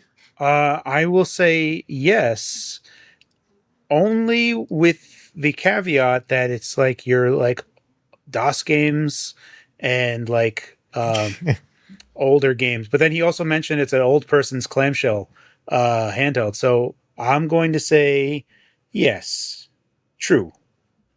I think the Rich? old person reference is because the screen is bigger, and so it's like for your just old like- eyes. That's how I took that too. Oh, Yeah. I thought it was to play Yeah. old people games. Let me get on my glasses for this. If it's just for that, then no. But if they're old people games, then yes. Yeah. What are old people games? Hi, Grandpa. Yeah. I am a grandpa. Go ahead, Rich. I am gonna go false. I'm gonna stick with Russ here. I already think that something like Steam Deck and like the Legion Go S with what's the screen size on that again? 8. Yeah, The Legion Go 2 is 8.8, 8.8. Yeah, so these are some nice chunky big screens for a handheld. So I think we already have not I wouldn't say for old people, but we already have the old older person gaming devices. So I know we're not talking clamshell, but nonetheless, I feel like laptop has lost its gaming luster for me. So I'm going to say false as an old person. As I think the oldest person on the show, I'm going to say false because it's not handheld. Like you set it on your lap. Mm-hmm. And it says laptops are clamshell handhelds for old people. I don't know anybody that walks around playing like this. If you want a clamshell handheld, then you get a GPD win, and Carrie will tell you all about that stuff. I love them. Fact. Yeah. Carrie, you want to pick a topic? Skip me right now. I don't have it open. All right, go ahead. Rich. Okay. I had one. I think I lost it, but I'm going to find it real quick. Okay. True or false? Steam will be natively available on Android within a year. Oh, I like that one. Oh, I like that one. Okay. Yeah, go Carrie. Sick. All right. The Epic lawsuit thing with Google. Google basically just a few days ago they capitulated. They were like, "Yeah, all right, we're gonna do it, no problem." There's some implications there that Android is going to like weirdly lose side loading. Some people are worried about that, but there is the implication that because of everything that's there and everything that they agreed to, that they're going to allow other payment methods outside of their own and allow other things on there on Android proper. So with all of these things like legally set, Valve already has the Steam app on Android, and they're working on Proton for ARM. Not to mention today, Codeweavers had their big release for ARM-based stuff. So there's a whole Right. mess of stuff that is out and like really gaining ground to bridge the gap of making ARM emulate x86 with all the wrapper stuff and then have that. The biggest hurdle remains to be the GPUs used on them and the drivers that we have, like the Vulkan driver set on there. Those are the bigger hurdles more than anything. ARM is fine, especially in whatever you get. The ARM CPUs are typically very good with like the latest, so that's not much of a problem. The problem really is on the GPUs and what you're going to do with them and the power you're going to get to them. Now, I think that's going to be solved with Deckard to some degree because Valve is once again going to kind of commandeer and just be like, we're going to use our own drivers, we're going to do our own thing here, which is, you know, at that point they have the chops to do that. So it remains to be seen. Then you have also AMD Sonic Wall, which is their ARM core that's coming out, and it also has only RDNA 2 on it. But given like the power scope of what that could do, yeah. So I think with the legal side pretty much settled, and all of the technical end like coming and being like wrapped up in a bow, I think we're going to see something pretty soon outside of like the Game Hub Lite thing that we've been like kind of mucking together. We're going to have this in a more of official capacity where you just go on the Steam app on Android, go to your game library, say install, and it'll do all the stuff in the background, and then you can just start playing your game. I think that's close. Steam will be natively available on Android within a year. So by November of next year. I would love it if that were true. I think we're further away from that than we think. And I think it's like they can only do so much at a time. Like Valve is a really small company. I know that the Code Weavers is also working on it at the same time, but that seems like a big ask. Maybe I'm wrong. How long did it take that? Like Proton came out, and then how long until after Proton came out that they started? Many years. Years, right? Many years, yeah. They only just started working on the Proton for ARM. Am I wrong about that? I don't know exactly how long it's been, but it doesn't seem like I would classify it as they've just started working on it. I will say, I think that I'm going to hedge. So will Steam be natively available on an ARM-based device in the next year? I think so. Will it be natively available on Android? Oh, that's where my distinction lies, right? Like I think Deckard will be available within the next year. But I don't know whether or not it's going to be available on Android per se. So that's where I'll hedge. But I think, you know, as Carrie alluded to, a lot of the work is like it's called Game Hub, right? That's so like a lot. Yeah. Yeah. So like Steam could do it today, right? Could do not necessarily from the legal side, but could have something working today for some amount of games, not necessarily a large percentage of their library, but some amount of games that would play natively on an Android device today. Yeah, I could see, I get what you're saying, especially like when they launched the Steam Deck, like Proton continually gets better and better and better. That's the one thing about Valve is they don't ship finished products. You know, they ship products that they are still working on. And I don't know why we give them a pass for it when we give everybody else a hard time. I guess it's because it's games. Like if they shipped a game that was unfinished, like I'd be like, come on, Valve, what the hell is your problem? Yeah. But when Steam is just constantly iterating. The sort of thing you're talking about that they don't finish are things that no one even tries. Right. Right. So like, that's the difference. I think is like no one has tried to make basically all of the Windows library compatible on Linux. That's an exaggeration. Wine existed before Proton, but nonetheless, like this effort clearly leaps and bounds to what was there before. Russ? Yeah. So I'm gonna say that I do think that this is I'm wishful thinking, but I do think it'll come out in the next year, and I think so. Yeah, I agree like totally with what you guys just brought up, is that they should just release it now, like in an unfinished state, and let everybody else come together, give them their feedback reports and everything like that. Like, I don't mind living in that world. We're already doing it with GameHub right now. Like, GameHub is made by GameSir, like a controller company. And they were just like, we're just going to do this ourselves, right? And so they're getting all this feedback and they're making per game optimizations in their app. And so they get a new release and all of a sudden all these games are working more. It's because they're getting feedback and reports from everybody else. Valve could be doing that too, because we're going to jump right back in and do it all over again once they release theirs. Not every game's going to work, and I'm okay with that. I want to kind of live through that with them. And if we're going to be doing the work, we might as well just do it with Valve as opposed to doing it with GameHub for now, and then hoping that we'll get like a nice official, I don't know. That's the way I'm seeing it, is that I want them to do it now. Like Steam Big Picture sucked for so long, and then it got good. And it was because everyone complained and tried and gave feedback and stuff. So let us live through that right now. I would love to see that. So yes, I'm hoping to see it in the next year. I think the one thing that's going to be pretty funny about this whole 1 year thing is that I and Neo may just like accidentally walk into, be like, hey, actually we have a Steam phone. Pretty cool. If you want a Steam phone. That's going to be like, I already started talking to Arthur about it. I'm like, that Neo phone, huh? That looks pretty awesome. He's like, I'll keep you in touch. And I'm like, please do. And for those of you who've been watching the show for a long time, drink, because Carrie just mentioned a Steam or a gaming phone. Did we lose Rich? I don't know. Rich, did we lose you? No, looks like we lost him. Maybe he'll come back. Following up on that true or false, we got a true or false from Brendan Foley.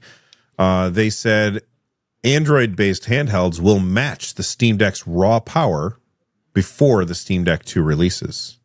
Say that one more time. Android-based handhelds will match the Steam Deck's raw power before the Steam Deck 2 releases. No.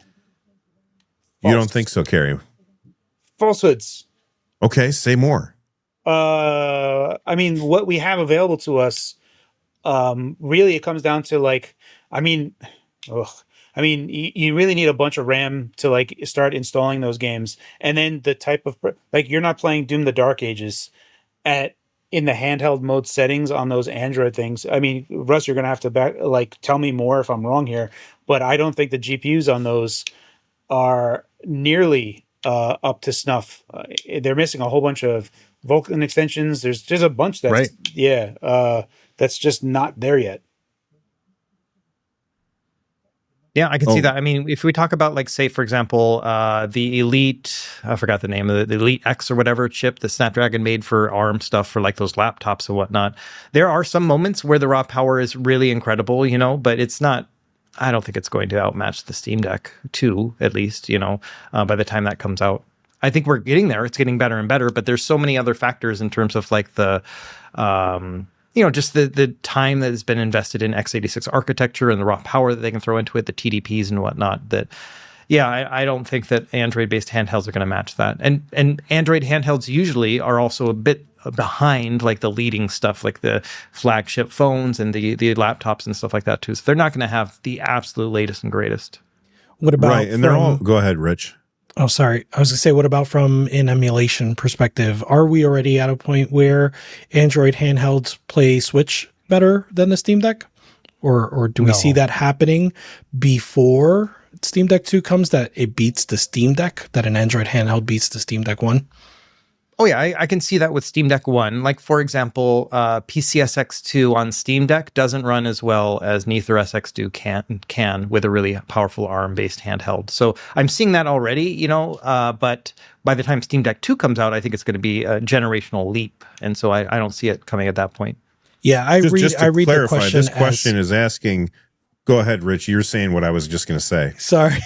I read that as, by the time Steam Deck 2 releases, Android-based handhelds would match Steam Deck 1's raw power. I also still say no. Yeah. I think that's fair. Okay. Yeah. I have no idea. Yeah. I get what they're saying now with Steam Deck 1's raw power. I could see in some use cases, maybe emulation-wise, but just based on like CPU single core scores of like Snapdragon Elite or whatever. Yeah, I can see that. But absolutely. I don't know about full on. Yeah, CPU. Yep. But CPU so CPU emulation is different though. Yeah, CPU is also like emulation needs CPU first before you even start doing the GPU side. So yes, CPU wise, especially ARM at lower powers is going to demolish Zen 2 at lower power. But the GPU, there's RDNA 2 is still mopping the floor with whatever's in these ARM things, and you need the GPU more than anything. Like ARM is fine, but it's missing a whole component that is going to be rendering stuff. Not that it doesn't have it, but it's lagging significantly behind to render 3D games. Yeah, Carrie, that thing. What's in your hand, dude? Sorry, is it? Oh, it's this power strip. It's a plug. Yeah, we can hear Sponsored it by Ugreen. Actually, I think this is not Ugreen. I don't know what it is. It's just a little junker. I'll put it away. Apologies. That's okay. I whenever we're recording the podcast, I have my lens cap for my camera and then my lens cap for my lens, and I just sit there and I do this, which is a little quieter. A little bit. I do the same. Yeah, I do the same thing. I did not think it was picking it up at all. It was like clip, clip, clip, clip. Yep. Apologies. I didn't know where it was coming from. I kept like looking around my room. Where is it? I have a true or false. Okay, say it. All right, so I wanna. This is a runner-up. We're not going to go with it, but I really like it. It says true or false. 1080p is the best handheld gaming resolution. We're not going to do that one. I think it's a great question. What I want to ask everyone else here is true or false. Hardware performance is a top priority when choosing a handheld. That's a great question. Okay, Yeah. I'll start off since it's quiet. True or false? Hardware performance is a top priority when choosing a handheld. No, absolutely 100% not for me, because 9 times out of 10, I'm playing Shotgun King or Shovel Knight or something like that. I don't care about performance nearly as much as everybody else does. If I'm playing the big AAA games, I'm not playing it on a handheld. I mean, it's nice that I could play it on a handheld a lot of the time, but for the most part, if I'm playing the big games that really need that power, I'm playing it on a PC or I'm playing it on a console because I don't want to have a subpar experience where the frame rate keeps dropping down to 20 frames per second or whatever. Yeah, I'm going to agree. But I'm also going to say, I a little bit subscribe to the Carey school of performance, right? Like performance doesn't just mean more power on the high end. Like battery life is very important to me, right? And so like I was going to say, I imagine that's the same for all of us, right? So I also will say false, but with that caveat, right? Like if this means battery life, then battery life is important to me. Russ? So I say they said it's a top priority, not the top priority, and I think that's a good distinction there. I would agree. Actually, they didn't say either of those. Yeah, they said top priority. Is top priority. That's it. Oh. No, is a or is the. It's just is top priority. That then implies the lack of an article implies the then. So that means that yes, like I know, right? Yeah, like A and the, right? And so yes, it does. That they are saying it is the top priority, and in that case, yeah, disagree, false, because GPT Win 5, I've got that thing, right? And it is by far the most powerful handheld ever, and I have not touched it since I made my review video. And so I think that's something right there. I've been playing on my Steam Deck, playing that Slots and Daggers game, because it runs the best on that game for some reason. I think it's just been optimized for it. It's better than on my Xbox Ally X, which I probably should be playing it on. So, so I don't think it is the top priority. I would say it's more about what's most comfortable and then the screen and the battery life. There's so many other factors to it.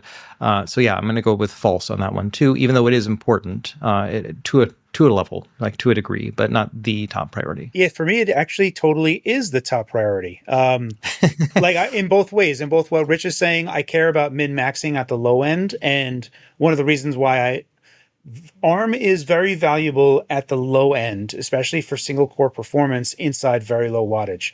It excels in that arena by like considerably over x86. And that is a domain where it is excellent. But once you start going into multi-core high power on ARM, that is an arena where x86 starts trouncing ARM. And you can be in areas where it's better to be in x86 inside a certain power envelope on multi-core CPU loads.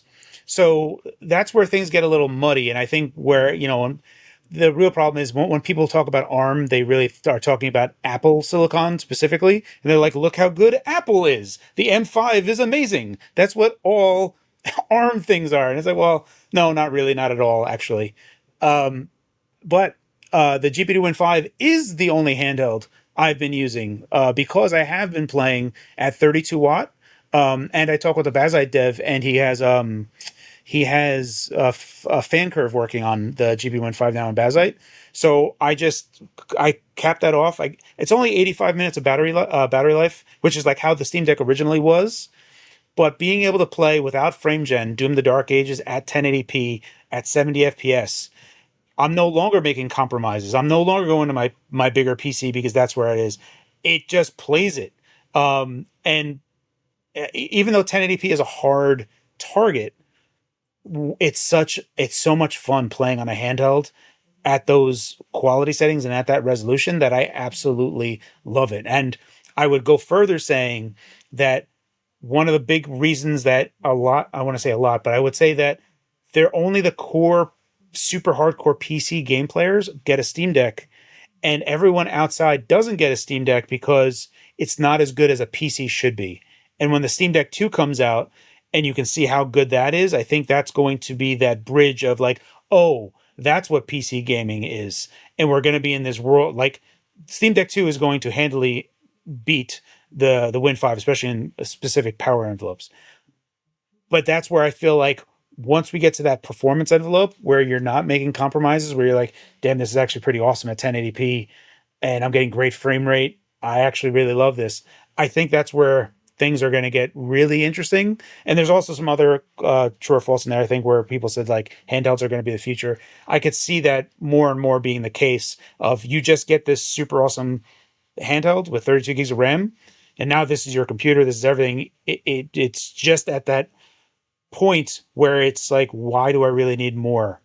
But we're not till like 2027. So next year is going to be super dry. Yeah.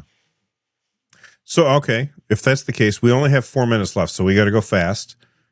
Rich, what is your top priority if it's not power? Battery life is really high.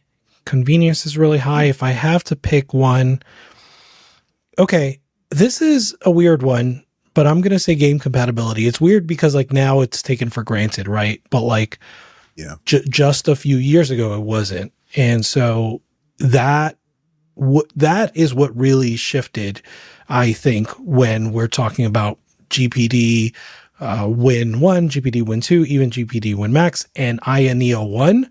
When we're talking about pre-Steam Deck to post-Steam Deck, it's all about game compatibility. And I suppose now it's taken for granted, and so like it shouldn't be, but that is really what I think made this market what it is now. Russ, what's your top one since it's not hard, power? Yeah, I think it's probably ergonomics. To be honest, like I am only going to play a handheld that is comfortable to play on, and so that's really important to me. Like that creates so much pleasure in my gaming experience that's super important to me. And then I would put like screen, battery life, and then power underneath that.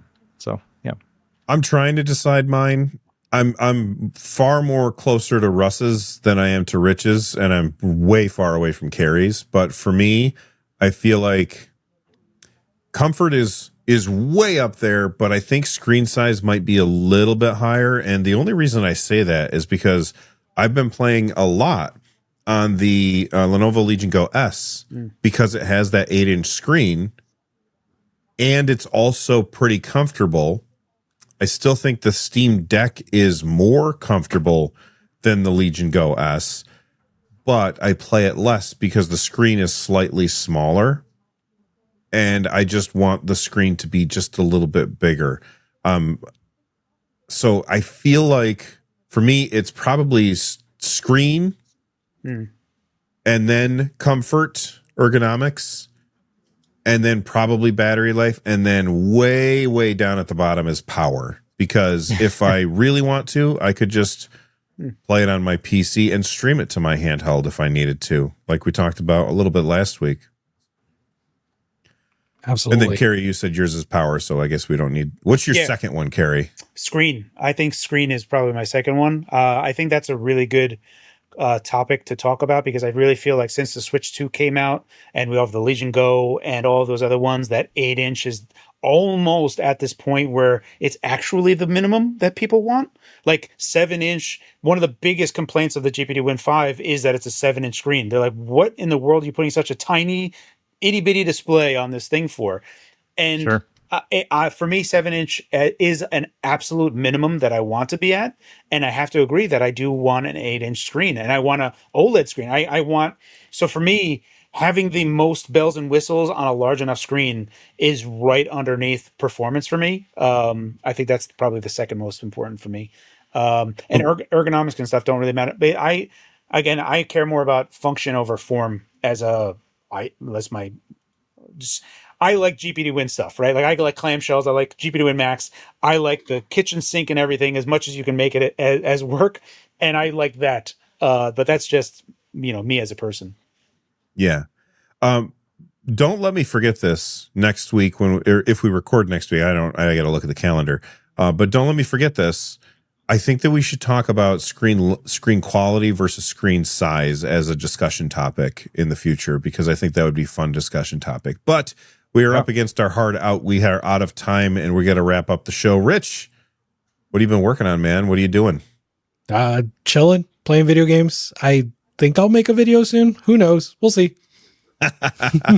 Carrie, what are you up to, man? So I'm actually working on a video. It's really just going to be dogging on Microsoft. You guys are getting beat up. Here's the Xbox Ally with Bazzite, and it's just way better versus Windows. You guys promised that it would be better. It isn't.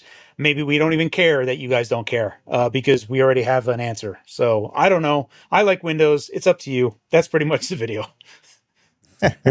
I'm looking forward to watching it. It's short. Russ, I'm looking forward to seeing your Slots and Daggers video, but what else you got coming up? So starting today, I'm going to be working on my INEO Pocket DS versus AYN Thor comparison video. Like this one, I had to wait till all the pieces were in place, and I finally got a bunch of accessories for my Thor, and that's the last thing I was waiting on. So I'm going to try to do that. And last night I sat down and played on the Pocket DS and kind of updated all the emulators and stuff.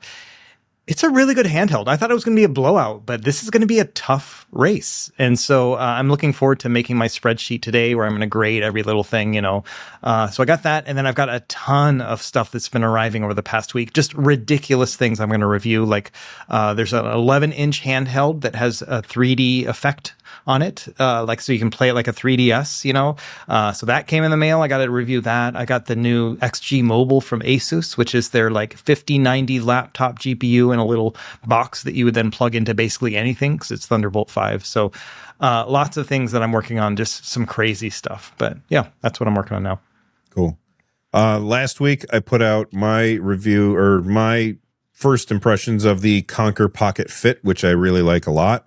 I'm also working on the INEO Pocket Air Mini, which has a 4x3 screen instead. And I just got in the Ion. Is it Ion or AYN? How do you say it? AYN. You say AYN? I always said Ion. Yeah. I've got the AYN Thor sitting over there waiting for me to open it up and mess around with that too. So I've got those coming. But you guys could have been anywhere for the last hour 50 and you decided to hang out with us, and I appreciate that. So stay rad, and we appreciate you. Bye, everybody. Bye-bye. Hey guys. See you guys.